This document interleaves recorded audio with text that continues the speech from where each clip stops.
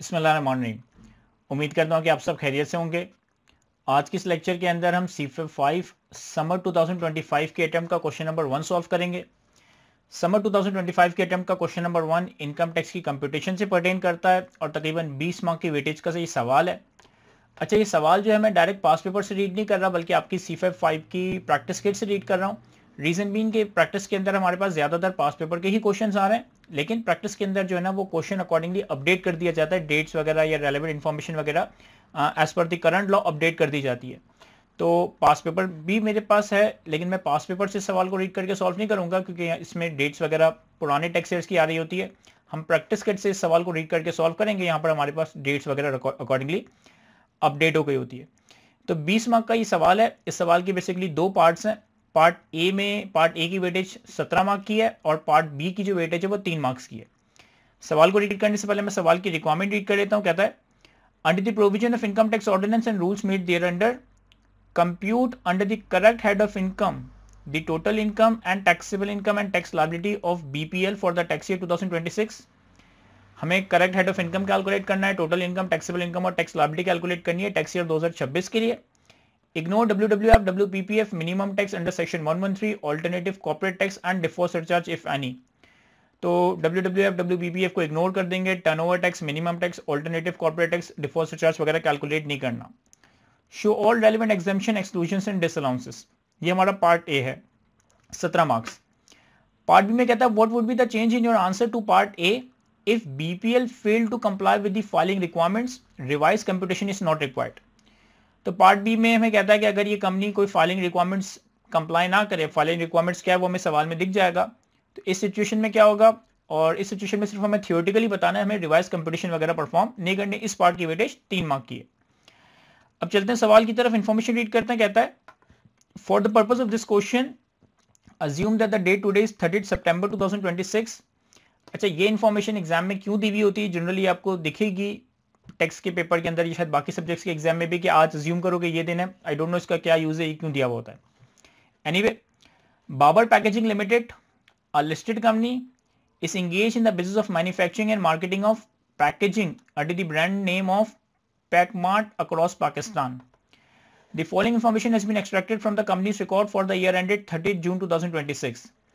हमारे पास एक बाबर पैकेजिंग लिमिटेड एक लिस्टेड कंपनी है जो कि मैन्युफैक्चरिंग और मार्केटिंग ऑफ पैकेजिंग कोई मतलब पैकेजिंग प्रोडक्ट वगैरह में काम करती है। ब्रांड नेम है पाक स्मार्ट और टैक्स ईयर 2026 30 जून 2026 के लिए डाटा है।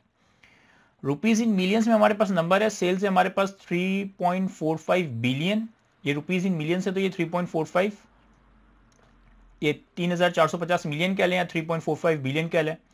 Cost of sales, gross profit, operating expenses में हमारे पास ऑपरेटिंग एक्सपेंसेस है 500 million, finance cost, other income और प्रॉफिट बिफोर टैक्सेशन।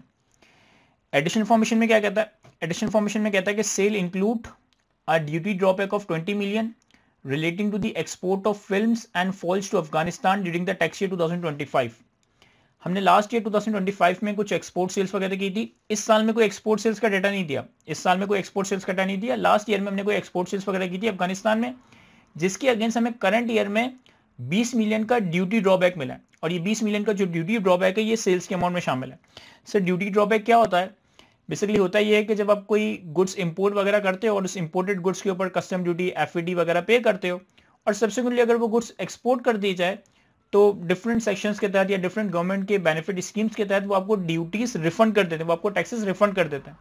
तो ये जो ड्यूटी आपको रिफंड की जाती है, इसके लिए टर्म इस्तेमाल किया जाता है ड्यूटी ड्रॉबैक का। तो ये बेसिकली एक टैक्स रिफंड कह लें या ड्यूटी की रिफंड का अमाउंट है जो कि इन्होंने 20 मिलियन सेल्स में शामिल किया हुआ है। फिर कॉस्ट ऑफ सेल्स के हवाले से कहता है, cost of sales include import of eco-friendly shopping bags valued at 228 million, sold to departmental store in the same condition for 300 million, included in sales। 228 million के हमने शॉपिंग बैग्स इंपोर्ट किए और departmental store को as it is बेच दिए 300 million में। तो यानी कि सेल्स इसकी 300 मिलियन है, कॉस्ट इसकी 228 मिलियन है। और चूंकि हमने इंपोर्ट करके एज इट इज सेल किया, तो यानी कि हम कमर्शियल इंपोर्टर के रोल में इसको इंपोर्ट करके सेल कर रहे हैं, तो ये इनकम हमारी मिनिमम टैक्स रेजिम में फॉल करेगी। हम ये बात सेक्शन 148 में पढ़कर आए कि कमर्शियल इंपोर्टर के केस में जो भी आप इंपोर्ट करके एज इट इज सेल करते तो ये आपका मिनिमम टैक्स रेजिम में फॉल करता है। इसके अलावा कहता है कि कॉस्ट ऑफ सेल्स में अकाउंटिंग डेप्रिसिएशन भी शामिल है 235 मिलियन का, जो कि टैक्स लॉ में अलाउ नहीं होता।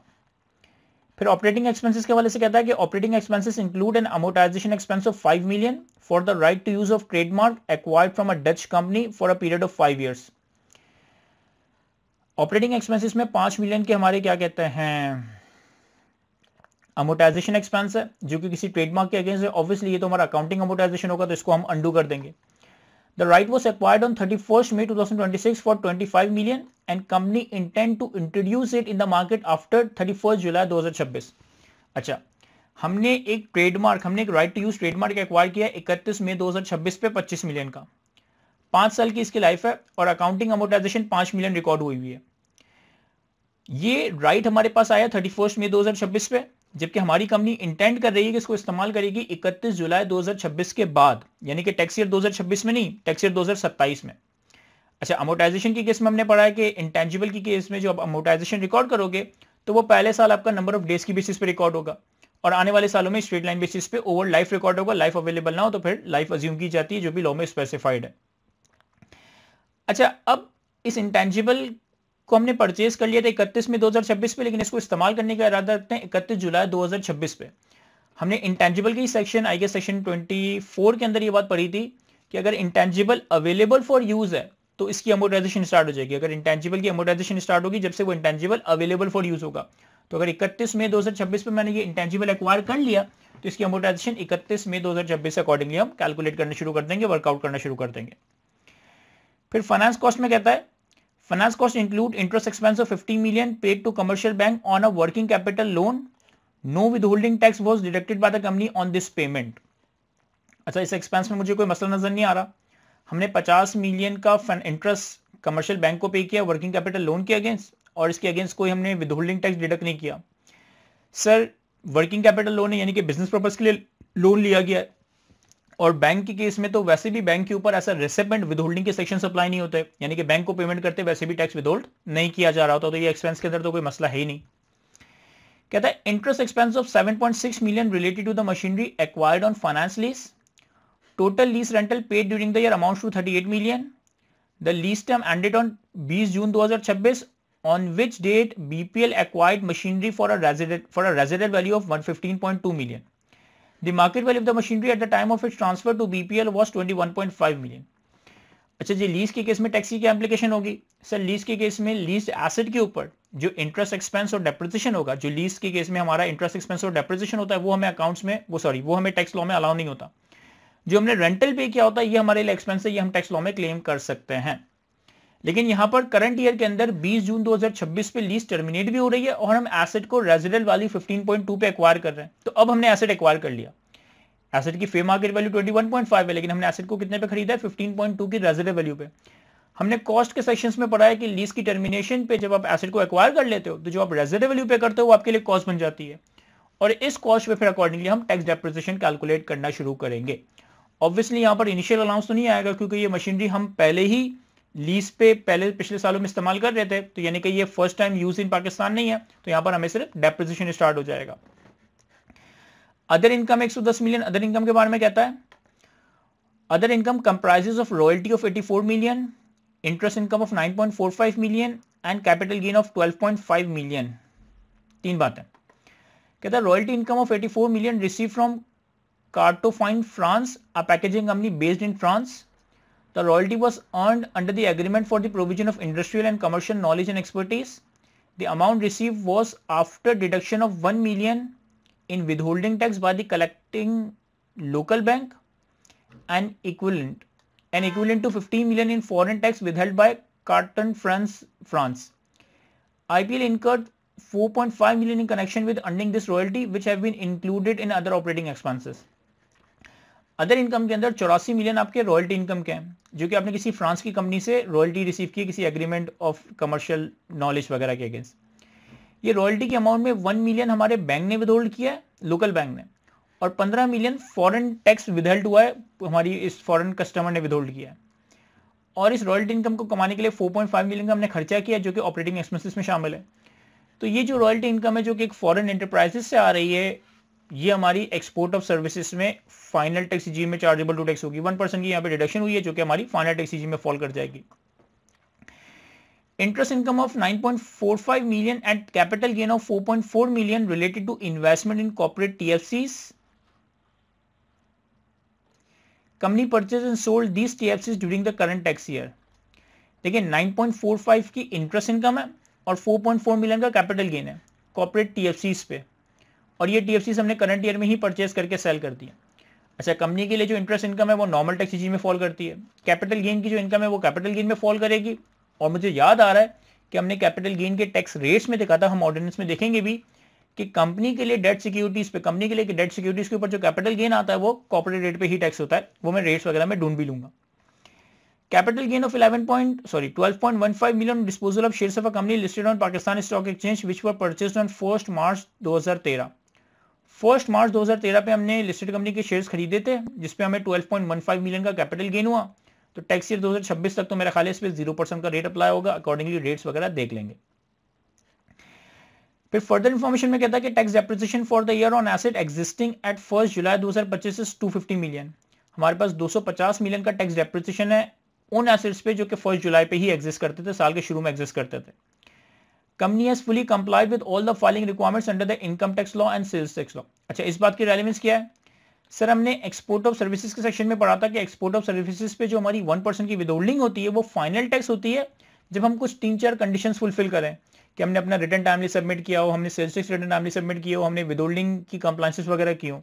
तो इसी के लिए यहाँ पे कह रहा है कि हमने इनकम टैक्स और सेल्स टैक्स लॉस की कंप्लायंस की है ताकि हम इस एक्सपोर्ट ऑफ सर्विसेज की इनकम को फाइनल टैक्स रिजीम में टैक्स करवाएं। और सवाल की पार्ट बी में भी हमसे यही पूछा है कि अगर हम फाइलिंग कंप्लायंस ना करते तो फिर ऑब्वियसली एक्सपोर्ट ऑफ सर्विसेज का जो इनकम है वो हमारी फाइनल टैक्स रिजीम में नहीं बल्कि नॉर्मल टैक्स रिजीम में टैक्स हो जाती। हमारे पास ब्रॉड फॉरवर्ड लॉसेस के हवाले से डाटा दिया हुआ है। अनएब्जॉर्ब डेप्रिसिएशन है 9 मिलियन के, और capital loss on disposal of listed securities tax year 2025 5 million, tax year 2023 3 million. हमारे पास लिस्टेड सिक्योरिटीज की डिस्पोजल पे कैपिटल लॉस ब्रॉड फॉरवर्ड आ रहा है 2022 और 23 का, और इसके अलावा हमारे पास अनएब्जॉर्ब डेप्रिसिएशन है। लॉसेस के हवाले से एक बात तो हम ये जानते हैं कि अगर लॉसेस एक दफा कैरी फॉरवर्ड हो जाए तो कैरी फॉरवर्ड होने के बाद वो सेम हेड की इनकम से ही एडजस्ट हो सकते हैं। अब देखें, सबसे पहले हमारे पास ये मैन्युफैक्चरिंग कंपनी थी, तो मैन्युफैक्चरिंग कंपनी की जो मैन्युफैक्चर्ड गुड्स की सेल होती है वो तो नॉर्मल टैक्स रिजीम में ही टैक्स होगी, चाहे वो विदहोल्डिंग एजेंट को सेल की जाए या नॉन विदहोल्डिंग एजेंट को सेल की जाए। सेकेंडली ये लिस्टेड कंपनी भी है, तो लिस्टेड कंपनी भी जो अपने गुड्स परचेज या मैन्युफैक्चर करके सेल करती है या नॉर्मल टैक्स रिजीम में टैक्स होता है, चाहे वो विदहोल्डिंग एजेंट को सेल हो या विदहोल्डिंग एजेंट को सेल ना हो। लेकिन हमारे पास कुछ 300 मिलियन की इंपोर्टेड सेल्स भी है, तो इंपोर्टेड गुड्स की जो सेल है वो हमारी मिनिमम टैक्स रिजीम में फॉल करेगी। तो दो रिजीम्स यहाँ पर आ गई हमारे पास, एक manufactured goods normal tax regime, एक imported goods minimum tax regime. फिर हमारे पास बाकी सारी पैसिव इनकम है, रॉयल्टी इनकम है, लेकिन रॉयल्टी की इनकम के हवाले से स्पेसिफिक एक्सपेंसेस हमें दिए हुए हैं। इंटरेस्ट इनकम, कैपिटल गेन वगैरह की जो इनकम आ रही है इससे पर्टेनिंग बिजनेस के एक्सपेंसेस हम जनरली एलोकेट नहीं करते क्योंकि ये हमारी सॉर्ट ऑफ पैसिव इनकम में फॉल करती है। तो यहाँ पर इनकम की कैलकुलेशन के लिए हमारे पास दो क्लासिफिकेशन या दो कॉलम्स बन रहे होंगे। एक हमारे पास इंपोर्टेड गुड्स की सेल है एमटीआर, एक हमारे पास मैन्युफैक्चर्ड गुड्स की सेल है एनटीआर। बनाते हैं इसे। सबसे पहले हमारे पास कंपनी का नाम आ जाएगा बाबर पैकेजिंग लिमिटेड।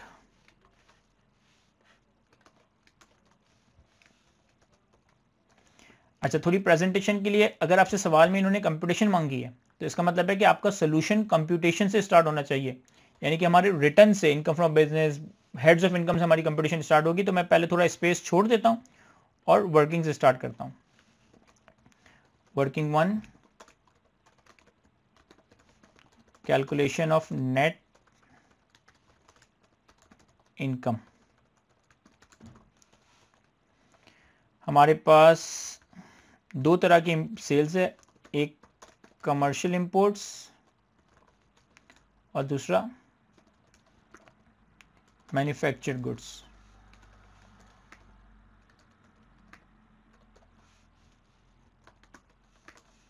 और एक टोटल का कॉलम बना लेते हैं।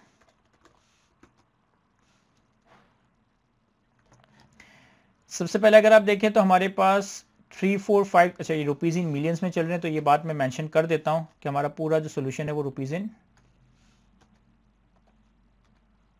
मिलियन में चल रहा है। 3450। इन्होंने पॉइंट नंबर 1 में कहा था कि हमारे पास 20 मिलियन का ड्यू टू ड्रॉबैक का अमाउंट है जो कि सेल्स में शामिल है। तो sales given less duty drawback कितना 20। तो ये हमारे पास एडजस्टेड सेल्स आ गई।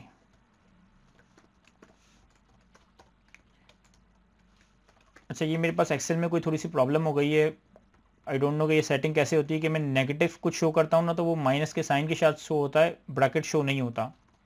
आप लोग समझ जाइएगा, माइनस में शो हुआ है, ठीक है, ब्रैकेट में शो नहीं हो रहा। अब हमारे पास 3430 की एडजस्टेड सेल्स है, जिसमें से 300 की जो सेल्स है वो कमर्शियल इंपोर्ट्स है। तो मैं 300 यहाँ लिख देता हूँ और ये मेरे पास बैलेंसिंग आ जाएगा, ये मेरे पास बैलेंसिंग आ जाएगा। ठीक हो गया, 3130। फिर हम लेस करते हैं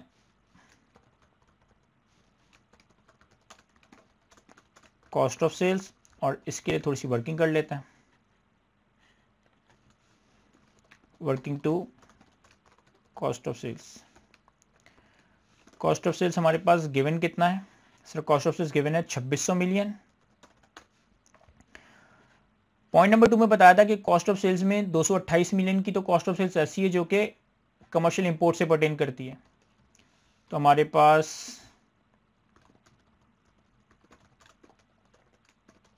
कमर्शियल इंपोर्ट से पर्टेनिंग 228 मिलियन, ये स्पेसिफिक है। और अकाउंटिंग डेप्रिसिएशन 235।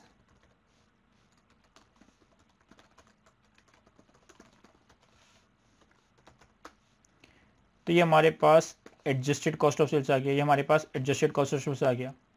अब देखिए हमारे पास दो तरह की कमर्शियल सेल्स है, कमर्शियल इंपोर्ट, ये हमारा एमटीआर है, ये हमारा एनटीआर है, ठीक है। तो एमटीआर का कमर्शियल इंपोर्ट हमारे पास, सॉरी, कमर्शियल इंपोर्ट की कॉस्ट ऑफ सेल्स हमारे पास स्पेसिफिक है, दैट इज 228 मिलियन, ये यहाँ से उठाई थी। और अकाउंटिंग डेप्रिसिएशन तो हमने डिसरिगार्ड कर दिया फिलहाल। टैक्स डेप्रिसिएशन हम अकाउंट फॉर करेंगे, लेकिन टैक्स डेप्रिसिएशन को हम सबसे लास्ट में अकाउंट फॉर करेंगे। तो इसका मतलब है कि जो बाकी कॉस्ट ऑफ सेल्स है, जो बाकी कॉस्ट ऑफ सेल्स है वो आपका मैन्युफैक्चर्ड गुड से पर्टेन करता होगा, वो आपका मैन्युफैक्चर्ड गुड से पर्टेन करता होगा 2137। तो ये हमने कॉस्ट ऑफ सेल्स को एडजस्ट कर दिया, कमर्शियल इंपोर्ट का कमर्शियल इंपोर्ट से माइनस कर दिया, बाकी cost of sales accounting depreciation हटाकर मैन्युफैक्चर्ड गुड्स। ये हमारे पास ग्रॉस प्रॉफिट आ गया। वैसे ग्रॉस प्रॉफिट को कोई काम नहीं है, कैलकुलेट करना चाहे कोई हर्ज भी नहीं है। देन ऑपरेटिंग एक्सपेंसेस 500 मिलियन, इससे पर्टेनिंग कुछ इंफॉर्मेशन वगैरह है। तो वर्किंग 3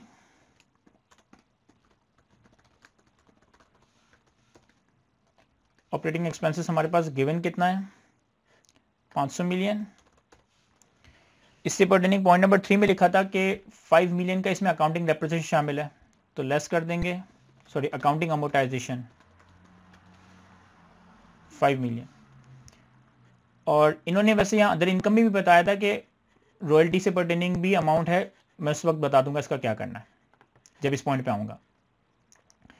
तो ऑपरेटिंग एक्सपेंसेस में 5 मिलियन के अकाउंटिंग अमोर्टाइजेशन थी, वो हमने एक्सक्लूड कर दी। टैक्स अमोर्टाइजेशन को हम लास्ट में अकाउंट फॉर करेंगे। तो ये हमारे पास 495 लेस कर देते हैं। Operating expenses 495 working 3। और अगेन अब यहाँ पे हमारे पास बाइफर्केशन नहीं है कि ऑपरेटिंग एक्सपेंसेस में क्या है क्या नहीं, तो इसको फिर मैं अकॉर्डिंगली अपोर्शन कर दूंगा। तो 495 मल्टीप्लाई बाय 300 डिवाइडेड बाय 3430। देखिए जिन सेल्स को मैंने चेंज नहीं करना ना उसको मैंने लॉक कर दिया। मैंने 495 और 3430 को लॉक कर दिया, 300 को वेरिएबल रखा है। तो ये हमारे पास दोनों अपोर्शनड हो गए दोनों में। देन फिर हमारे पास फाइनेंस कॉस्ट है 70 मिलियन, फाइनेंस कॉस्ट में भी एडजस्टमेंट है।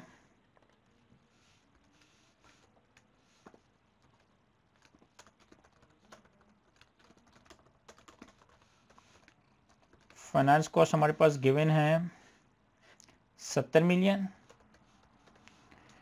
इसमें क्या था, एक तो interest expense on working capital loan था, interest expense on working capital loan, इसके आगे मैं लिख देता हूं allowed as business expense and not subject to withholding. ये अलाउड होगा क्योंकि ये बिजनेस एक्सपेंस है और इस पर विदहोल्डिंग होनी भी नहीं चाहिए क्योंकि हमने बैंक को पे किया है। दूसरा, हमने लीज एसेट पे 7.6 मिलियन का इंटरेस्ट एक्सपेंस पे किया है। इंटरेस्ट एक्सपेंस ऑन लीज कितना है जी? 7.6। ये हमें अलाउ नहीं होगा क्योंकि हम लीज के केस में सिर्फ लीज रेंटल लेते हैं। अच्छा, यहाँ पर एक चीज़ ये नोट करने वाली है कि ये जो लीज है ना, ये मशीनरी की लीज है। ये लीज जो है ना, ये मशीनरी की लीज है। तो ऑब्वियसली मशीनरी की लीज का कमर्शियल इंपोर्ट की सेल से कोई ताल्लुक नहीं है, कमर्शियल इंपोर्ट की सेल से कोई ताल्लुक नहीं है। तो मैं रेंटल का अमाउंट यहाँ पे फाइनेंस कॉस्ट में ऐड नहीं कर रहा, मैं इसे अलग से मैन्युफैक्चर्ड गुड्स के अगेंस्ट माइनस करूंगा। मैं क्या कह रहा हूँ मैं बताता हूँ। इंटरेस्ट एक्सपेंस था, ये तो अलाउ रहेगा, और इंटरेस्ट एक्सपेंस ऑन लीज था, ये हमने डिसअलाउ कर दिया। और अगेन यहाँ पे टैक्स डेप्रिसिएशन भी आएगी, उसको हम देख लेंगे जब हम डेप्रिसिएशन पे आएंगे। तो ये हमारे पास एडजस्टेड फाइनेंस कॉस्ट आ गया, ये हमारे पास एडजस्टेड फाइनेंस कॉस्ट आ गया, less finance cost working for 62.4, और इसको मैं अपोर्शन कर दूंगा रेवेन्यू के रेशियो में। तो this multiply by this divided by 3430। जिन सेल्स को मैंने चेंज नहीं करना था उसको मैंने लॉक कर दिया। और फिर हम अलग से माइनस कर देते हैं लीज रेंटल्स, और चूंकि ये मशीनरी के रेंटल्स हैं, कितने रेंटल्स थे? Total lease rental paid during the year is 38 million. तो ये मशीनरी के रेंटल सिर्फ हम मैन्युफैक्चर्ड गुड्स के अगेंस्ट माइनस करेंगे, कितने थे? 38। इसे हमने कमर्शियल इंपोर्ट के अगेंस्ट माइनस नहीं किया। फिर क्या है? फिर अदर इनकम है। अदर इनकम से पर्टेनिंग इंफॉर्मेशन है, उसको देखते हैं। वर्किंग 5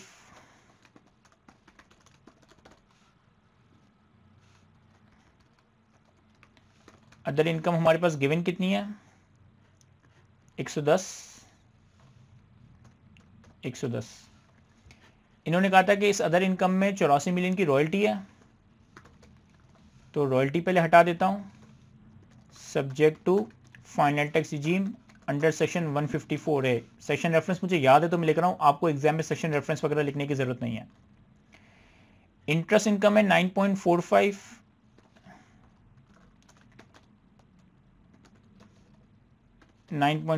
इसे यहां से इसलिए हटा रहा हूं क्योंकि ये taxable under income from other sources, ये इनकम फ्रॉम अदर सोर्सेस में टैक्स होगा। कैपिटल गेन 4.4 का है टीएफसी पे, कैपिटल गेन कॉर्पोरेट टीएफसीज पे 4.4, इसे भी यहां से हटा रहा हूं। देखिए ये टैक्स कॉर्पोरेट रेट पे ही होगा। कंपनीज के लिए डेट सिक्योरिटीज पे कैपिटल गेन कॉर्पोरेट रेट पे ही टैक्स होता है, लेकिन होगा ये कैपिटल गेन के ऐड में, होगा ये कैपिटल गेन के ऐड में। तो मैं यहां पे लिख देता हूं टैक्सेबल अंडर कैपिटल गेन। और फिर 12.15 का लिस्टेड सिक्योरिटीज पे कैपिटल गेन था,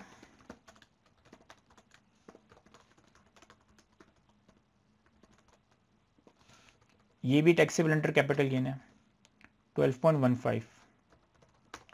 ये मैं वर्किंग इसलिए कर रहा हूं ताकि ये मेक श्योर कर लूं कि यार इन सब का टोटल सवाल में दिए हुए अदर इनकम के टोटल से मैच भी कर रहा है या नहीं। ऐसा तो नहीं कि अदर इनकम में कुछ ऐसा भी है जिसके बारे में इन्होंने कोई इन्फॉर्मेशन नहीं दी, तो यहाँ पे ऐसा नहीं हो रहा। 110 का पूरा ब्रेकअप है कि 84 मिलियन रॉयल्टी के, 9.45 इंटरेस्ट के, और ये दोनों हमारे पास कैपिटल गेन की इनकम थी, और मैंने सबकी रीजनिंग भी लिख दी।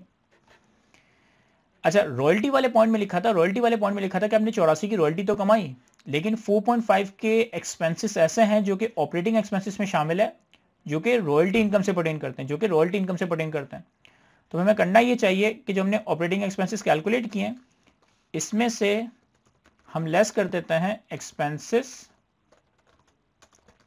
Related to royalty.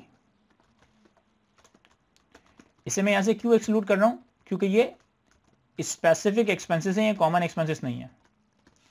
कितने की जी? 4.5। तो ये हमारे पास 490 आ गया, और ऊपर मुझे सही करने की जरूरत नहीं क्योंकि मैंने डायरेक्टली लिंक लगाया हुआ है और इनको भी लिंक किया हुआ है। तो ये मैंने 4.5 यहाँ माइनस कर दिया और यहाँ लिंक लगा हुआ था, तो ये सब कुछ सही हो गया होगा खुद ही। फिर हमारे पास टैक्स डेप्रिसिएशन का नंबर वगैरह है, तो देख लेते हैं क्या करना है।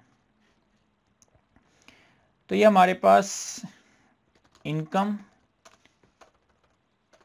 Before tax depreciation and amortisation आ गई।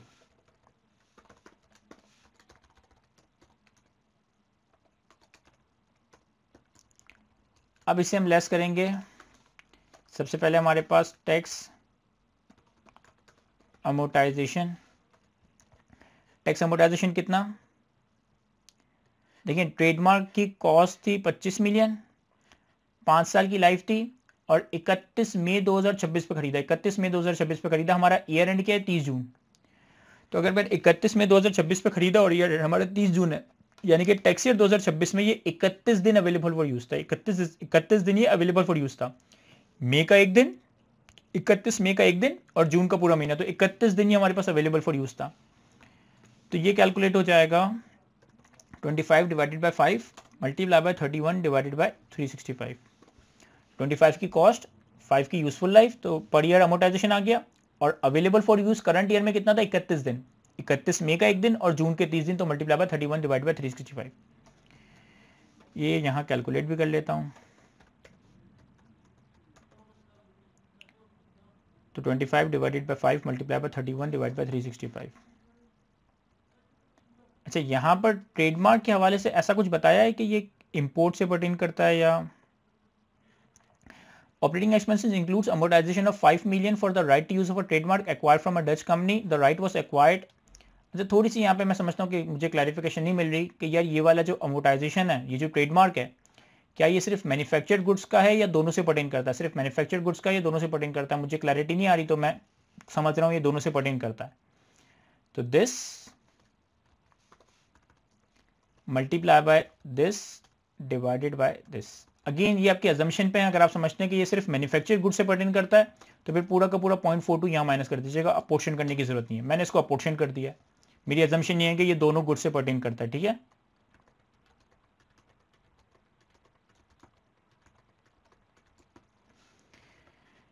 देन टैक्स डेप्रिसिएशन के लिए हमारे पास एक तो टैक्स डेप्रिसिएशन है, सवाल में गिवन था 250 मिलियन।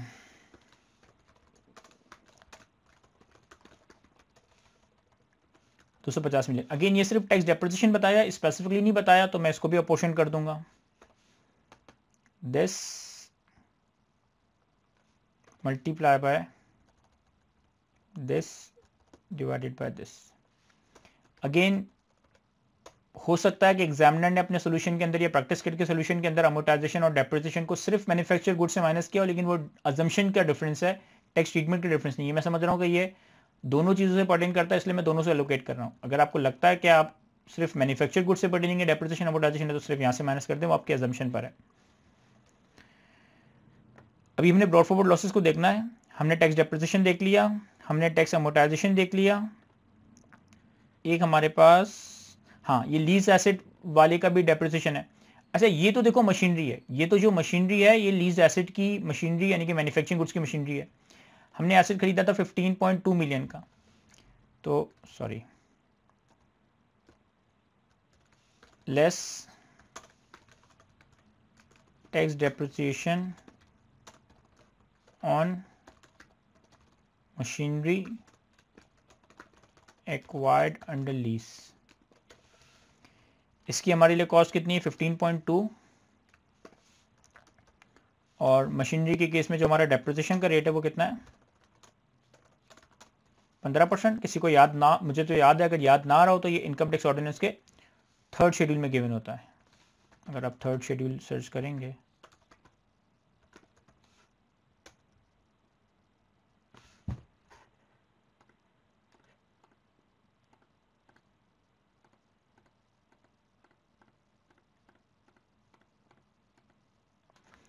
तो 3rd शेड्यूल में हमारे पास फर्नीचर प्लांट एंड मशीनरी के लिए 15% का रेट है, ठीक है। तो मैंने 15% लिया, ये हो जाएगा 15.2 इंटू 15%।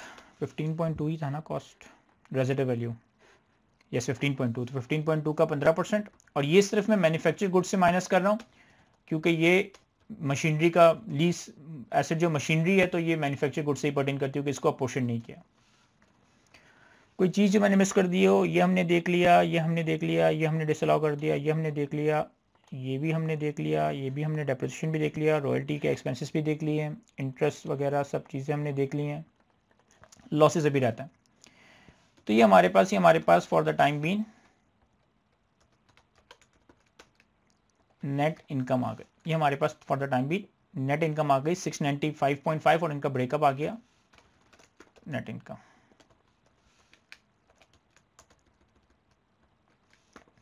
ठीक है, अब चलते हैं हम अपने रिटर्न की कंपटीशन पे। ये सारी मैं वर्किंग कर रहा था क्योंकि हमें इनकम को प्रॉपर हेड वाइज क्लासीफाई करना है। तो Babar packaging limited tax year 2026, income from business. Sir NTR और एमटीआर दोनों की इनकम को हम हेड्स ऑफ इनकम में क्लासीफाई करेंगे। Normal tax regime, minimum tax regime, दोनों की इनकम हमारी हेड्स ऑफ इनकम में क्लासीफाई होती है।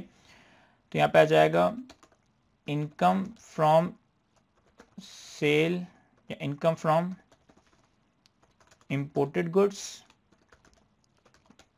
Income from manufactured goods. ये हमारा एमटीआर है, ये हमारा एनटीआर है।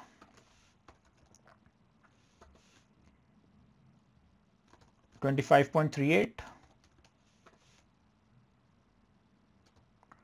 670.12 और रेफरेंस दे दें वर्किंग वन। तो ये टोटल आ गया 695.5। अब ये हमारी करंट ईयर का इनकम फ्रॉम बिजनेस का नंबर है, इससे हम लेस करेंगे हमारे पास ब्रॉड फॉरवर्ड बिजनेस लॉसेस तो नहीं है, ब्रॉड फॉरवर्ड अनएब्जॉर्ब डेप्रिसिएशन है। ब्रॉड फॉरवर्ड अनएब्जॉर्ब डेप्रिसिएशन के लिए हम इसे नाम देंगे बैलेंस इनकम का, और हम लेस करेंगे लोअर ऑफ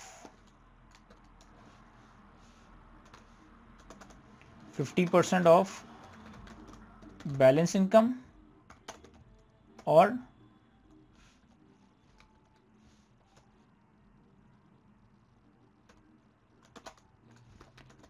अनएब्जॉर्ब्ड डेप्रिसिएशन।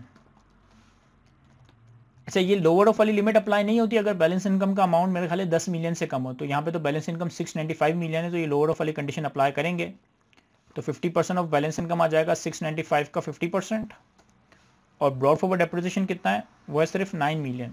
तो हम तो सारा ही क्लेम कर लेंगे, इन दोनों का लोअर हमारे पास क्लेम हो जाएगा। ये हमारे पास income from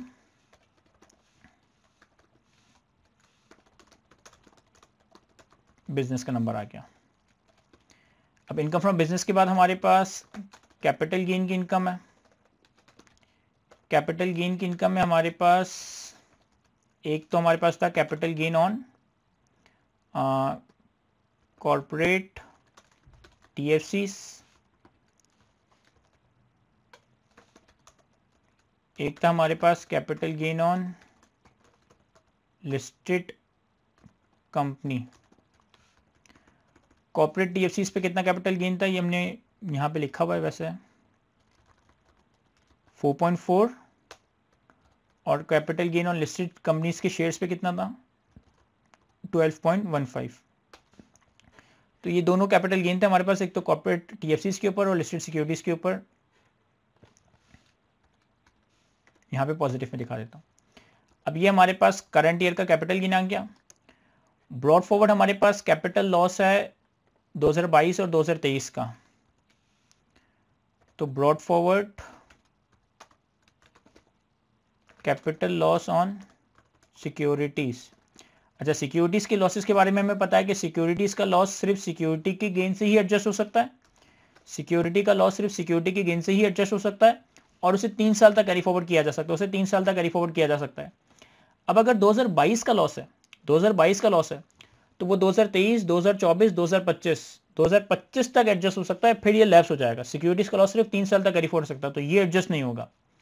loss of tax year 2022 lapsed, ये लैप्स हो चुका है। 2023 का कितना लॉस है जी, 3 मिलियन, ये बिल्कुल एडजस्ट हो जाएगा। तो ये एडजस्ट होने के बाद जो आपके पास नेट बचेगा दैट इज 13.55, दैट इज 13.55। ये हमारे पास कैपिटल गेन की नेट इनकम आ गई। देन हमारे पास इनकम फ्रॉम अदर सोर्सेस, चूंकि ये मैन्युफैक्चरिंग कंपनी है तो इसकी जो इंटरेस्ट इनकम है मैं वो इनकम फ्रॉम अदर सोर्सेस में दिखाऊंगा। वो कितनी है,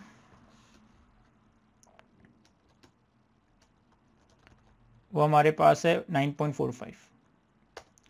अच्छा, अब एक चीज़ जो कि आपके आईकेप के एग्जामिनर एक तो कंसिस्टेंसी भी शो नहीं करता, यानी कि कुछ अटेम्प्ट में अलग ट्रीटमेंट, कुछ अटेम्प्ट में अलग ट्रीटमेंट, और कैफ और सीए फाइनल दोनों में गड़बड़ भी करता है। आईकेप का एग्जामिनर गड़बड़ ये करता है कि आईकेप का एग्जामिनर फाइनल टैक्स रिजीम की इनकम को इनकम फ्रॉम अदर सोर्सेस में दिखाता है, फाइनल टैक्स रिजीम की इनकम को इनकम फ्रॉम अदर सोर्सेस में दिखाता है और फिर उसे टोटल इनकम से माइनस कर देता है।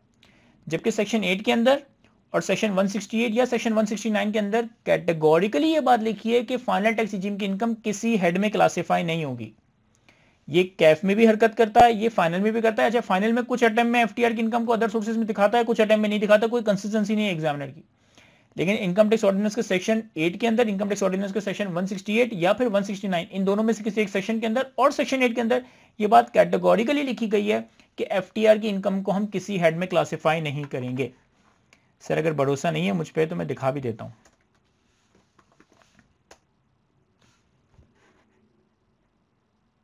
सेक्शन 169 में लिखा होगा, सेक्शन 169, टैक्स कलेक्टेड और deducted as final tax, the income shall not be chargeable to tax under any head of income in computing the taxable income of a person, के FTR की income को किसी head of income में नहीं charge करवाना। तो ये बात मैं आपके एग्जामिनर को बता दूंगा। अगर आप इसका सॉल्यूशन देखेंगे तो यहाँ पे इन्होंने रॉयल्टी इनकम अदर सोर्सेज में देखा, अगर टोटल इनकम से माइनस कर दिया होगा। मेरे हिसाब से ये यहाँ शो नहीं होना चाहिए और मैं इसके आगे रीजन भी लिख दूंगा। As per section 169, income subject to FTR is not classified under any head of income। मैं एग्जामिनर को पूरी रीजनिंग देकर आऊंगा। अगर मैं कोई काम ऐसा कर रहा हूं क्योंकि मुझे लगता है कि यार पास पेपर में ट्रीटमेंट कोई और है और सर मुर्तुजा ने कुछ और बताइए, तो फिर आप एग्जामिनर को घर तक पहुंचा कर आएंगे, बता कर आएंगे कि हमने ये वाला काम क्यों किया है। या तो अब एग्जामिनर जो कर रहा है वही मान लें, और अगर आप मेरी बात मान रहे हैं तो फिर उसको बताकर भी आएंगे कि भाई ये बात लॉ से इस जगह से ड्राइव करके हमने फॉलो की है। तो सेक्शन 169 के तहत एफटीआर की इनकम को हम किसी हेड में क्लासिफाई नहीं करेंगे। अच्छा, और कुछ था हमारे पास, रॉयल्टी था, इंटरेस्ट था, सही हो गया। तो ये हमारे पास इनकम फ्रॉम अदर सोर्सेस आ जाएगा। अच्छा, तो 5 वेट्स की इनकम का अगर हम टोटल करें तो हमारे पास टोटल इनकम आ जाएगा। इस सवाल में देखो कोई एग्जाम्ड इनकम तो है नहीं और कोई डिडक्टेबल अलाउंसेस वगैरह भी नहीं है, तो यही हमारी टैक्सेबल इनकम भी बन जाएगी।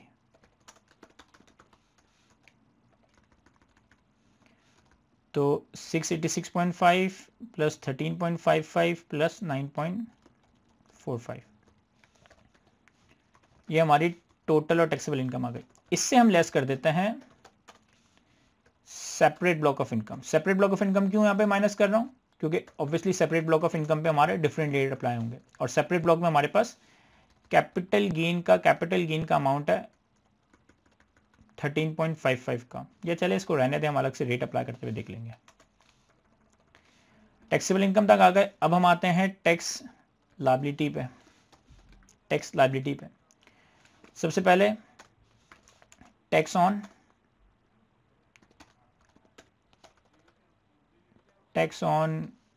एमटीआर इनकम कर लेते हैं। चले, एमटीआर की कौन सी इनकम है, commercial imports.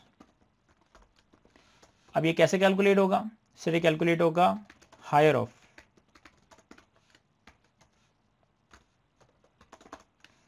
Tax on net income at 29%, withholding tax under section 148। अब देखिए टैक्स ऑन नेट इनकम है 29% में, इनकम फ्रॉम कमर्शियल इंपोर्टेड कितनी थी 25.38, तो ये आ जाएगा 25.38 multiply by 29%। 25.38 multiply by 29%, 25.38 multiply by 29%। अच्छा, फॉर्मूला क्यों नहीं लगा, इज इक्वल्स टू, और विदहोल्डिंग टैक्स कैलकुलेट करने के लिए इन्होंने हमें इसकी कॉस्ट दी है, वो कितनी है जी, वो थी 228। अच्छा, विदहोल्डिंग का टैक्स रेट मुझे भी थोड़ा सही से याद नहीं आ रहा, तो मैं देख ही लूँगा। सेक्शन 148 है इंपोर्ट्स का,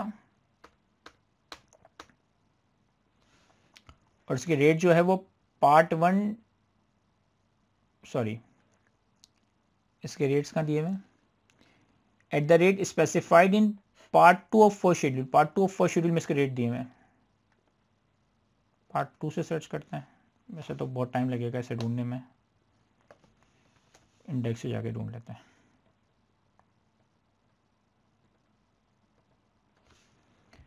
first schedule part 1 part 2, rate of advance tax से सर्च करता हूँ, शायद जल्दी मिल जाए।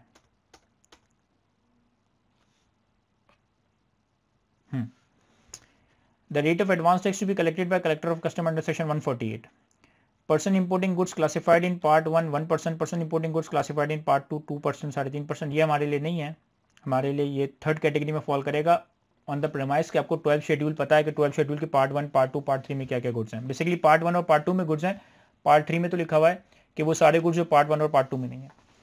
तो यहाँ क्या रेट है, 5.5% of the imported value is increased by custom duty, sales tax and FET, and 6% of the imported value is increased by custom duty, sales tax and FET in case of commercial import। तो commercial importer की किस में कितना rate है, 6% का। तो हमारे लिए जो यहाँ पे रेट लगेगा वो 228 का 6% लगेगा, तो 228 का 6%। अच्छा, इन दोनों में से जो हायर होगा, तो इन दोनों में से जो हायर होगा वो ले लेंगे, तो 13.68। इसके बाद अब देखें, सॉरी इनकम फ्रॉम बिजनेस में बाकी जो इनकम है, अदर सोर्सेज में जो बाकी इनकम है उस पर तो मैं लगाऊंगा ही। इस पे आते हैं।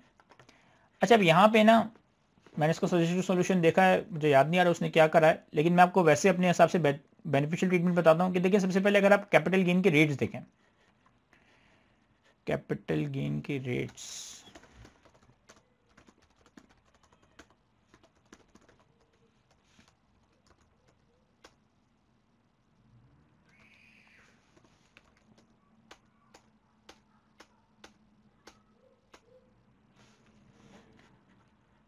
अब ये जितना ऑर्डिनेंस आप यूज़ करेंगे ना, तो ही आपको अंदाज़ा होगा कि ये जल्दी जल्दी कैसे देखना होता है। मुझे पता है कि यार कैपिटल गेन के रेट जो है ना मैं 37A से सर्च कर सकता हूँ।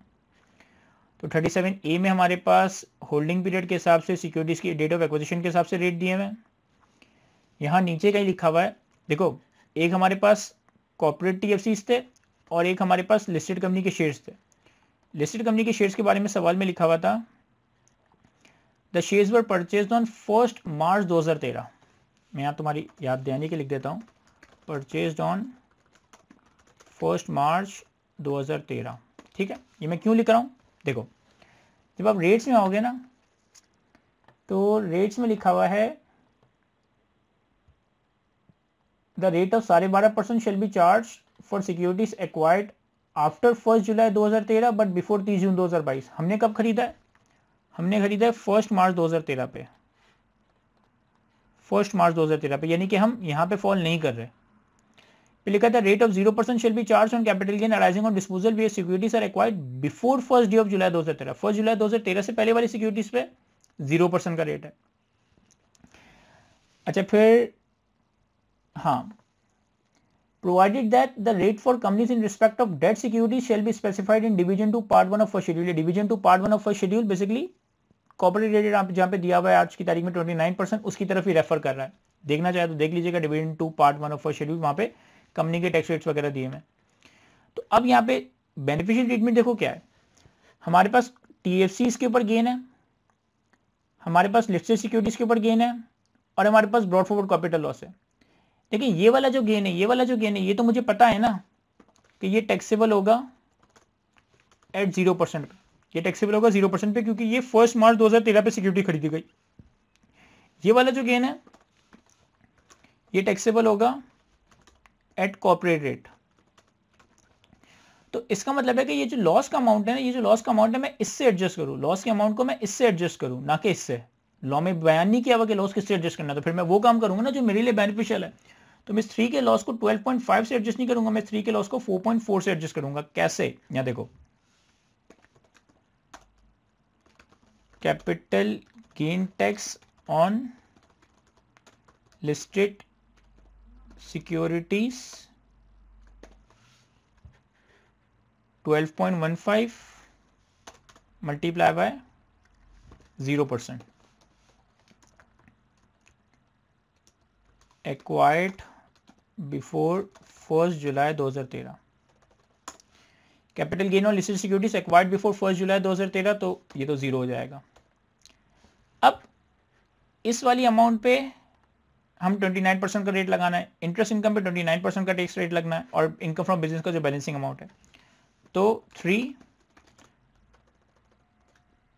रिमेनिंग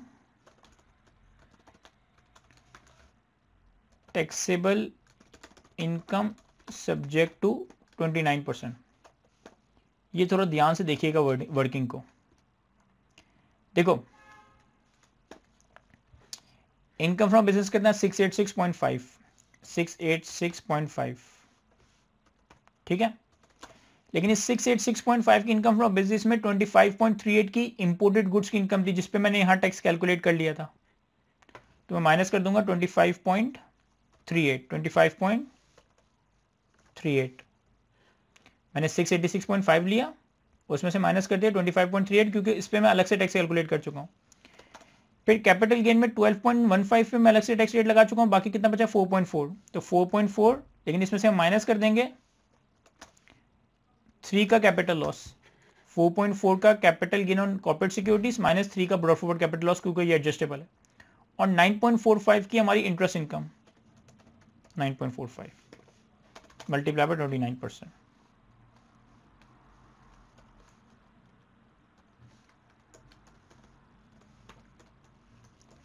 मैं रिपीट कर रहा हूं, 686.5 की इनकम फ्रॉम बिजनेस ली, उससे कमर्शियल इंपोर्ट वाली इनकम हटा दी, क्योंकि इस पे मैंने अलग से यहां टैक्स कैलकुलेट कर लिया था, ये रहा।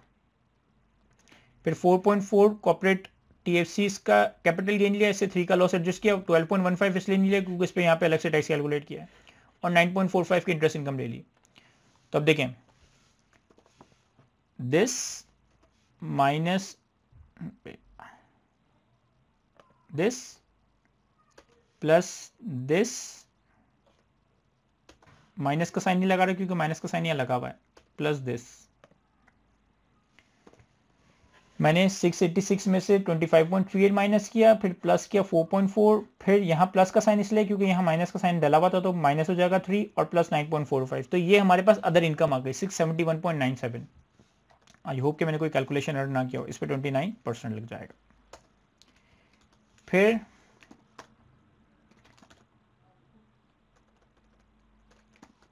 रॉयल्टी इनकम जो कि एफटीआर में जाएगी, इस पे कितना? सर सवाल में दिया हुआ था कि 84 हमें नेट रिसीव्ड हुआ है, 1 मिलियन का टैक्स हमारा लोकली डिडक्ट हुआ है, 15 मिलियन का फॉरेन टैक्स रेडी है। तो यानी कि टोटल जो ये अमाउंट है 84 प्लस 1 प्लस 15, ये 100 मिलियन है। तो 84 plus 1 plus 15 into 1%,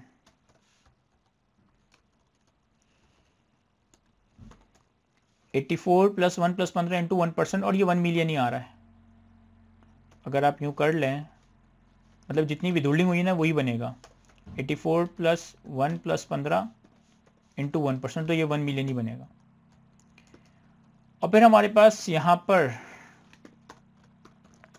super tax भी है, यहां पर हमारे पास इस सवाल में सुपर टैक्स भी है, वो हमें कैलकुलेट करना पड़ेगा। सुपर टैक्स कौन सा? सेक्शन 4C है शायद, super tax on high earning persons. अब सुपर टैक्स का सेक्शन तो मैं रिवाइज नहीं करवाऊंगा, मैं सिर्फ रेट्स के लिए इसको सर्च कर रहा हूँ कि सुपर टैक्स के जो रेट्स है वो इनकम के हिसाब से आगे पीछे होते रहते हैं। टैक्स ईयर 2026 के लिए क्या रेट है वो देख लेंगे, और यहाँ तो जो नंबर्स हैं वो मिलियंस में चल रहे हैं। तो अब सुपर टैक्स के लिए हम इनकम कैलकुलेट कर लेते हैं, और यहाँ ध्यान से देखिएगा, वर्किंग 6 या सुपर टैक्स ही कैलकुलेट कर लेंगे यहाँ पे पूरा और ऊपर लिंक कर देंगे। अब सुपर टैक्स के लिए एक तो हमारे पास टैक्सेबल इनकम आ जाएगी। टैक्सेबल इनकम कितनी है जी? टैक्सेबल इनकम है 709.5। या चले सुपर टैक्स का सेक्शन थोड़ा सा देख लेते हैं कि सुपर टैक्स के लिए जब हम इनकम कैलकुलेट करते हैं तो सुपर टैक्स के लिए इनकम कैलकुलेट करते वक्त उसमें profit on debt, dividend, capital gain, brokerage commission लिया जाता है। हमारी इस टैक्सेबल इनकम के अंदर प्रॉफिट ऑन डेट की इनकम भी शामिल है, कैपिटल गेन की शामिल है। टैक्सेबल इनकम के अंदर ब्रॉड फॉरवर्ड डेप्रिसिएशन और अमोर्टाइजेशन को नहीं लिया जाता। ब्रॉड फॉरवर्ड डेप्रिसिएशन और बिजनेस लॉसेस को नहीं लिया जाता। ब्रॉड फॉरवर्ड डेप्रिसिएशन और बिजनेस लॉसेस को नहीं लिया जाता। हमने जो ये टैक्सेबल इनकम कैलकुलेट की है ना, हमने ये जो टैक्सेबल इनकम कैलकुलेट की है इसमें हमने ये ब्रॉड फॉरवर्ड लॉसेस भी माइनस किए हैं, ये ब्रॉड फॉरवर्ड लॉसेस भी माइनस किए हैं। तो मैं अनएब्जॉर्ब डेप्रिसिएशन को अंडू करने के लिए ऐड कर दूंगा। अनएब्जॉर्ब डेप्रिसिएशन को अंडू करने के लिए ऐड कर दूंगा 9। मैं रिपीट कर रहा हूं, सुपर टैक्स के लिए जो इनकम कैलकुलेट की जाती है उसमें टैक्सेबल इनकम लोगे other than brought forward depreciation and brought forward business loss. इस सवाल में बिजनेस लॉस नहीं था, लेकिन इस सवाल में ब्रॉड फॉरवर्ड डेप्रिसिएशन था और टैक्सेबल इनकम कैलकुलेट करते वक्त हमने ये ब्रॉड फॉरवर्ड डेप्रिसिएशन माइनस किया हुआ था। तो मैंने क्या करा कि टैक्सेबल इनकम पहले उठाई और इसमें ब्रॉड फॉरवर्ड डेप्रिसिएशन ऐड कर दिया। और क्या है? इंप्यूटेबल इनकम। अब इंप्यूटेबल इनकम मैं अज्यूम कर रहा हूं कि आपको पता है कि इंप्यूटेबल इनकम क्या होती है। सर इंप्यूटेबल इनकम कैलकुलेट की जाती है एफटीआर के लिए कि एफटीआर की इनकम पे क्या एप्लीकेबल रेट लगे कि उतना ही टैक्स बने कि एफटीआर का टैक्स बने। एफटीआर के टैक्स को हम वर्क बैक करके एक ऐसी इनकम कैलकुलेट करें कि जिस पे अगर एप्लीकेबल रेट से टैक्स कैलकुलेट होता तो उतना ही टैक्स कैलकुलेट होता जितना एफटीआर का बन रहा है। अब ये लेक्चर के अंदर मैंने डिटेल में समझाया है। तो यहाँ पे जो हमारा एफटीआर का टैक्स है ना वो कितना है? 1 मिलियन। ये 1 मिलियन हमारा एफटीआर का टैक्स है, ये वाला। तो हम सिंपली क्या करेंगे, 1 million divided by 29%। 1 million divided by 29%।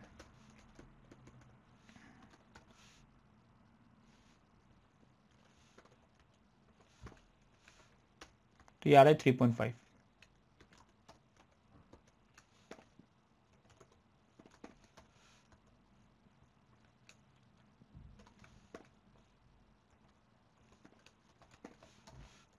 ठीक है, 1/29%।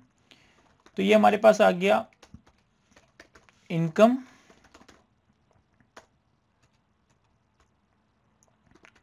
Under section 4C। अब हम रेट्स पे चलते हैं। जब हम रेट्स पर आते हैं तो टैक्स ईयर 2026 के रेट इतने हैं जो कि इनकम के हिसाब से वेरी कर रहे हैं। हमारी इनकम कितनी है? 721। 721 की इनकम हमारी इतनी ज़्यादा कैसे हो गई है?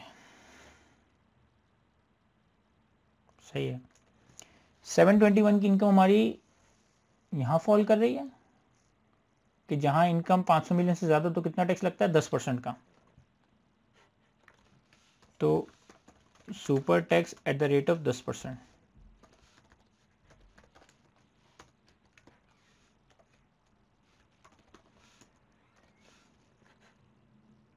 वर्किंग 6।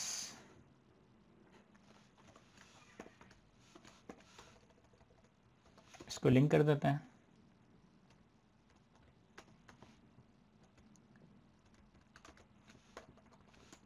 तो ये हमारी टोटल टैक्स लायबिलिटी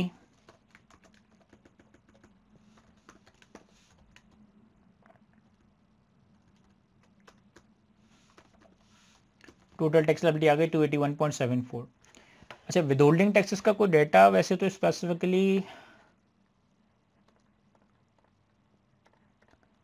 नहीं दिया हुआ, सिर्फ ये यहाँ पे 1 मिलियन का लोकल बैंक ने विदहोल्डिंग किया था और कोई ऐसा डेटा तो नहीं दिया हुआ।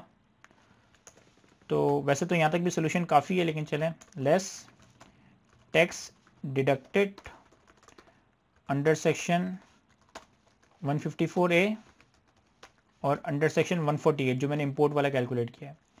तो 154A में हमारा 1% के हिसाब से ये डिडक्ट हुआ है और विदहोल्डिंग इंपोर्ट पे हमारी 13.68 की हुई होगी। तो ये हमारे पास टैक्स पेबल आ जाएगा। ये हमारे सवाल का पार्ट ए यहाँ तक कंप्लीट हुआ जाता है, सवाल का पार्ट ए कंप्लीट हुआ जाता है। मैं प्रैक्टिस किट के सोल्यूशन को भी थोड़ा सा कंपेयर कर लूँगा। वैसे तो मैंने सोल्यूशन ये वीडियो रिकॉर्ड करने से पहले थोड़ा देखा ही था, लेकिन मुझे एक्जैक्टली याद नहीं आ रहा, तो देख लेंगे उसके आंसर में हमारे आंसर में कितना फ़र्क आ रहा है। और इस सवाल के पार्ट भी में कहता है कि भाई आंसर में क्या चेंज आता अगर कंपनी फाइलिंग रिक्वायरमेंट पूरी ना करती। तो देखो, अगर कंपनी अपनी फाइलिंग रिक्वायरमेंट पूरी ना करती तो फिर ये रॉयल्टी की जो इनकम है ये फाइनल टैक्स रिजीम में नहीं, नॉर्मल टैक्स रिजीम में टैक्स होती। जब ये इनकम नॉर्मल टैक्स रिजीम में टैक्स होती तो हम इनकम के अगेंस्ट 4.5 मिलियन के एक्सपेंसेस माइनस करते, जो भी नेट इनकम आती उस पर एप्लीकेबल रेट से 29% के रेट से टैक्स कैलकुलेट करते, और फिर जो हमने फॉरेन टैक्स पे किया, जो हमने फॉरेन इनकम टैक्स पे किया 15 मिलियन का, हम फॉरेन टैक्स क्रेडिट भी क्लेम करते हैं। मैं क्या कह रहा हूं, अगर ये रॉयल्टी की अगेंस्ट हमने फाइलिंग रिक्वायरमेंट ना पूरी की होती तो फिर रॉयल्टी की इनकम फाइनल टैक्स रिजीम में नहीं, नॉर्मल टैक्स रिजीम में टैक्स होती। जब नॉर्मल टैक्स रिजीम में टैक्स होती तो 100 मिलियन के रेवेन्यू से हम एक्सपेंसेस माइनस करते हैं, नेट इनकम पे एप्लीकेबल रेट से टैक्स कैलकुलेट करते हैं 29% के, और फिर जो हमने फॉरेन के टैक्स पे किया इस फॉरेन इनकम टैक्स के अगेंस्ट हम फॉरेन टैक्स क्रेडिट भी कैलकुलेट करते हैं। और सुपर टैक्स की कैलकुलेशन के लिए भी इंप्यूटेबल इनकम कैलकुलेट ना करते, क्योंकि इंप्यूटेबल इनकम एफटीआर के अगेंस्ट कैलकुलेट की जाती है। फिर हम रॉयल्टी की जो नेट एक्चुअल इनकम होती उसे सुपर टैक्स की वर्किंग में लेकर जा रहे होते। मैं जब आपको इसका आंसर दिखाऊंगा तो वहां पे ये सारी बातें लिखी हुई भी है। यहाँ देखो, अगर मैं कंपनी के नाम को सर्च करूं प्रैक्टिस किट में ही,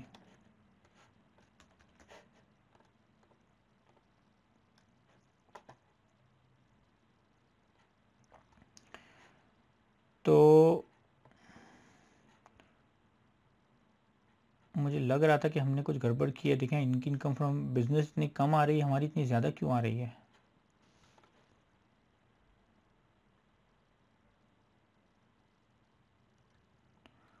ओ, हमने फॉर्मूला कुछ गलत लगा दिए हैं, लेकिन एक्सेल में अच्छी बात पता है क्या है, वैसे थोड़ी ख्वारी तो होगी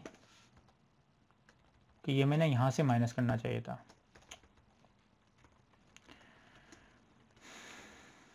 मैंने फॉर्मूला गलत लगा दिया था, मैं दोबारा से करता हूँ। तो वैसे तो सारे नंबर्स लिंक हुए में चीज़ें सही हो गई होंगी, आई होप। यहाँ पर जो हमने सुपर टैक्स 10% से कैलकुलेट किया है ना, ये इनकम चेंज हो गई है। कितनी इनकम हो गई है? 247.84। तो 247.84 हमारा यहाँ पे फॉल करता है, इस स्लैब में फॉल करता है। इस पर कितना रेट लगेगा? 1.5%। अगर इनकम 247.84 है तो वो 1.5% पे टैक्स होगी। तो सुपर टैक्स का रेट 1.5% हो जाएगा। अच्छा, और क्या क्या चेंज आएगा हमारे सोल्यूशन में? देखो, यहाँ तो सब लिंक लगा हुआ है, ठीक है, कितनी मेहनत नहीं होगी। हाँ, कुछ जगहों पे होगी मेहनत, ऐसा नहीं है कि बिल्कुल नहीं होगी। जैसे मैंने यहाँ पे नेट इनकम कैलकुलेट की थी 25.38 पे ना, तो ये 25.38 पे नहीं, ये 1.74 का 29% होगी।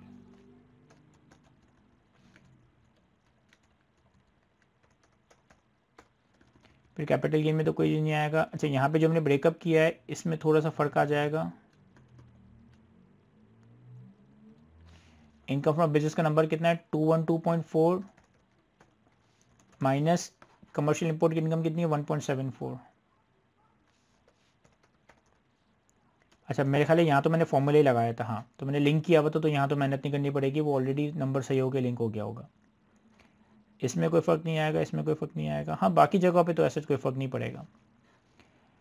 तो सोल्यूशन में इनकी टैक्सेबल इनकम कितनी बन रही है? इनकी टैक्सेबल इनकम बन रही है 335, क्योंकि ये लोग ना 1.5 होशियार हैं, रॉयल्टी की इनकम को भी यहाँ दिखाते हैं। तो 335 इनकी टैक्सेबल इनकम बन रही है। अच्छा, 100 मिलियन की अगर मैं रॉयल्टी ऐड कर दूँ ना तो हमारी भी 335.4 ही बनेगी, हमारी भी 335.4 बनेगी, क्योंकि इन्होंने रॉयल्टी की इनकम को भी इनकम फ्रॉम अदर सोर्सेज में दिखा हुआ है। हमने तो ये कंक्लूड किया कि एफटीआर की इनकम को किसी हेड में नहीं दिखाएंगे, तो ये 100 मिलियन अगर आप ऐड कर दें तो यही बनेगा। तो टैक्सेबल इनकम तो सही बन रही है। टैक्स लायबिलिटी को अगर देखें तो थोड़ा बहुत फ़र्क होगा, ऐसा नहीं है कि बिल्कुल ही मैच कर जाए। सुपर टैक्स 3.72 सही कैलकुलेट हुआ है, रॉयल्टी का 1% टैक्स सही कैलकुलेट हुआ है,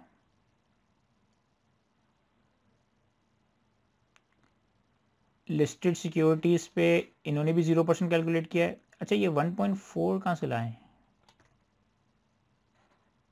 हाँ 1.4, ये 4.4 से 3 माइनस करके, तो 4.4 से 3 माइनस करके ये 1.4 का कैपिटल गेन पे इन्होंने अलग से 29% कैलकुलेट किया है। तो 212.4 की इनकम में से इन्होंने, इनकी कमर्शियल इंपोर्ट की इनकम 23.6 बन रही है। हमारी इतनी कम क्यों बन रही है?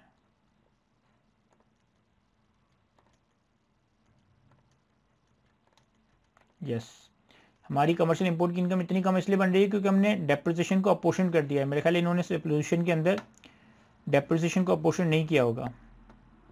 देखो मैं बताता हूँ, कहीं ना कहीं होगा। यस, वैसे तो हाँ मुझे याद है कि इनके सोल्यूशन के अंदर एक एरर है। सोल्यूशन के अंदर एरर ये है कि इन्होंने जो कॉस्ट ऑफ सेल्स कैलकुलेट किया है ना, इन्होंने कॉस्ट ऑफ सेल्स की वर्किंग की है। इन्होंने कॉस्ट ऑफ सेल्स के अंदर जो गिवन अमाउंट था उसमें से इंपोर्ट का कॉस्ट ऑफ सेल्स निकाला, अकाउंटिंग डेप्रिसिएशन को माइनस करके टैक्स डेप्रिसिएशन इसी के अंदर इनकॉर्पोरेट कर दिया, और पूरा टैक्स डेप्रिसिएशन जब कॉस्ट ऑफ सेल्स में लेके गए तो वो इन्होंने मैन्युफैक्चर्ड गुड्स की सेल्स के अंदर माइनस कर दिया। इन्होंने एक लीगल एरर ये किया है कि लॉ के अंदर कैटेगोरिकली लिखा हुआ है कि डेप्रिसिएशन और अमोर्टाइजेशन को सबसे लास्ट में अकाउंट फॉर करते हो, डेप्रिसिएशन और अमोर्टाइजेशन को सबसे लास्ट में अकाउंट फॉर करते हो, सेक्शन 56, 57 में लिखा हुआ है। इन्होंने कॉस्ट ऑफ सेल्स के अंदर ही टैक्स डेप्रिसिएशन को शामिल कर दिया। एक तो ये एरर है, और एक अजम्पशन का डिफरेंस है कि इनके हिसाब से टैक्स डेप्रिसिएशन सिर्फ एनटीआर की गुड्स की पर्टेन करती थी, मैंने इसको कॉमन एक्सपेंस मानकर अपोर्शन कर दिया है। अगर मैं इसको यहाँ 0 कर दूं तो मेरा भी ये 23.6 हो जाएगा, इनका भी 23.86, क्योंकि इन्होंने अमोर्टाइजेशन को भी अपोर्शन नहीं किया होगा मेरा ख्याल है। ठीक है, तो ये मेरा और अजम्पशन का डिफरेंस है। कॉन्सेप्चुअली हम लीगली हम सही चल रहे हैं, ये लोग लीगली गलत चल रहे हैं कि इन्होंने टैक्स डेप्रिसिएशन को इस लेवल पे माइनस कर दिया, जबकि लॉ में स्पेसिफिकली लिखा हुआ है कि डेप्रिसिएशन और अमोर्टाइजेशन को लास्ट में अकाउंट फॉर किया जाता है। तो इस वजह से हमारी टैक्स लायबिलिटी में फर्क आ रहा है। देखो, सुपर टैक्स इन्होंने भी 3.72 कैलकुलेट किया है, टीएफसी के ऊपर इन्होंने भी 1.4 पे 29% कैलकुलेट किया है, रॉयल्टी पे इन्होंने भी। यहाँ जो फर्क आ रहा है वो इस एमटीआर की इनकम पे थोड़ा सा फर्क आ रहा है, और इसकी वजह से ये बैलेंसिंग थोड़ा सा चेंज हो रहा है। अदरवाइज लीगली हमने अपने हिसाब से सही किया है। ये मैं इतनी बात इसलिए बता रहा हूँ क्योंकि हर दफ़ा ऐसा होता है कि मैं सोल्यूशन रिकॉर्ड करके जब स्टूडेंट्स को प्रोवाइड करता हूँ तो फिर बच्चे कहते हैं सर प्रैक्टिस किट में कुछ और हुआ है, सोल्यूशन में कुछ और हुआ है, आपने अलग कुछ और किया। तो फिर मैंने सोचा कि मैं प्रॉपर्ली एक्सप्लेन करने की कोशिश करूँ कि भाई मेरी सोल्यूशन और प्रैक्टिस किट का सोल्यूशन इसलिए मैच नहीं कर रहा क्योंकि ये डिफरेंस ऑफ ओपिनियन और डिफरेंस ऑफ अजम्पशन की वजह से ये सारी बातें चल रही हैं। तो यहाँ तक फाइनली हमारे सवाल कंप्लीट हुआ जाता है। आई होप कि सारी बातें मैं आपको एक्सप्लेन कर सका हूँ। आज की गुफ्तगू को यहीं तक रखने से पहले पार्ट बी का आंसर भी रीड कर लेते हैं। पार्ट बी के आंसर में वही लिखा है जो मैंने आपको बताया है। If BPL fails to comply with the following requirements, royalty of 100 million will be made taxable under normal tax regime under rather than final tax regime. Since royalty is subject to NTR, its associated expenses of 4.5 million shall be allowed. Foreign tax credit shall also be available. And for super tax calculation, royalty is no more imputable income, और जो भी actual income होगी वो super tax की calculation में लेकर जाएंगे। तो यहाँ तक फाइनली ये सोल्यूशन कंप्लीट हुआ जाता है। आई होप कि मैं अच्छे से एक्सप्लेन कर सका हूँ। आज की गुफ्तगू को यहीं तक रखते हैं। Thank you.